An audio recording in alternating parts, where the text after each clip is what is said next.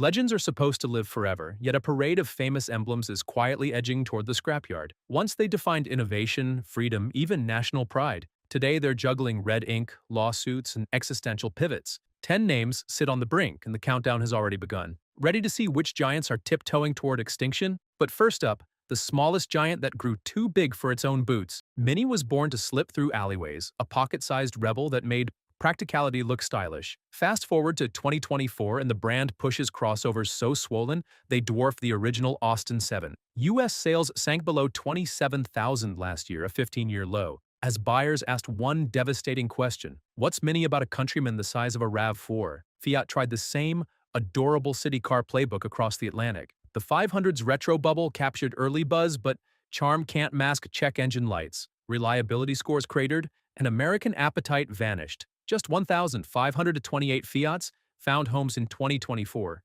Globally, the marque still moves 1.2 million cars. Yet even that figure slid 11%, and its EV rollout trails Chinese upstarts. Cute sells, until owners keep returning to the service bay. And nobody knows that heartbreak better than Italy's other heartbreak kid. Alfa Romeo should be roaring down Tuscan switchbacks, but most US showrooms now push fewer than 6 cars a month. Even fresh SUVs like the Tonale can't outrun a 38% sales drop. Owner forums are littered with tales of gremlin-plagued infotainment and early-age engine knocks. The love affair is starting to feel one-sided. Maserati, meanwhile, just posted a 57% plunge in deliveries, only 11,300 cars worldwide, and bled $285 million in cash. Owners still swoon over that Trident badge, but behind the valet stand lurks eye-watering maintenance bills and electrical tantrums. When Ferrari moves more product than you at higher prices, image alone can't keep the lights on. Italy's passion play is shaky, yet the Far East brands are bleeding for a different reason: vanishing relevance. Remember when Mitsubishi's Lancer Evolution terrorized rally stages? Today, the company has 0 US assembly plants and survives on a thin pipeline of imported crossovers. Logistics nightmares during the chip crunch left dealerships barren, pushing customers straight into rival showrooms. A last-minute pact with Nissan to share US factories hints at desperation more than innovation. Desperation is exactly what Nissan faces. The firm is chasing a £5 billion lifeline, slashing 20,000 jobs and shuttering up to 7 plants after posting its worst loss since the Carlos Ghosn era. The Leaf, once the first mass EV, now looks like retro tech beside Tesla's bargain Model 2 and Hyundai's 400-mile Ioniq.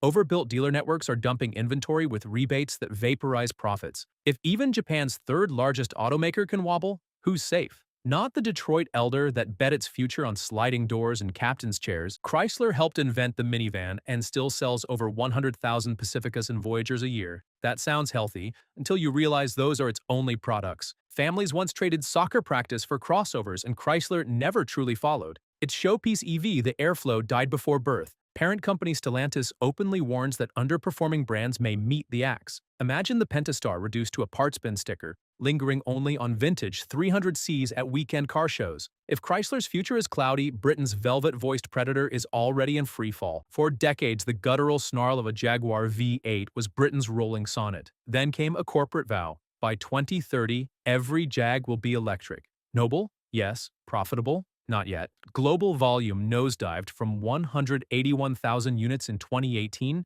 to roughly 33,000 in 2024, an 82% collapse. The showroom now offers one aging SUV while engineers scramble to design an all-new EV platform from scratch. Loyalists addicted to the brand's growl feel abandoned, and the competition is stampeding ahead. Some brands, though, have already crossed the point of no return. Daewoo's pitch in the 90s was simple: new car, used car price. But bargain hunters soon found that cheap can become very expensive when parts disappear. In the UK, Daewoo registrations shrank 96% in the past decade. Only a couple thousand soldier on, often held together by zip ties and goodwill. Rover's end was harsher. The Longbridge factory fell silent in 2005, erasing more than 6,000 jobs and closing a chapter of British motoring pride. Assets were sold piecemeal to Chinese bidders. The badge lives on mostly in museum placards and classic car rallies. These ghosts remind us how quickly a celebrated name can dissolve once investment stops. Could today's wounded brands pull off a resurrection, or is history about to repeat itself? Industry autopsies reveal a clear pattern. First comes identity drift, Mini's size creep,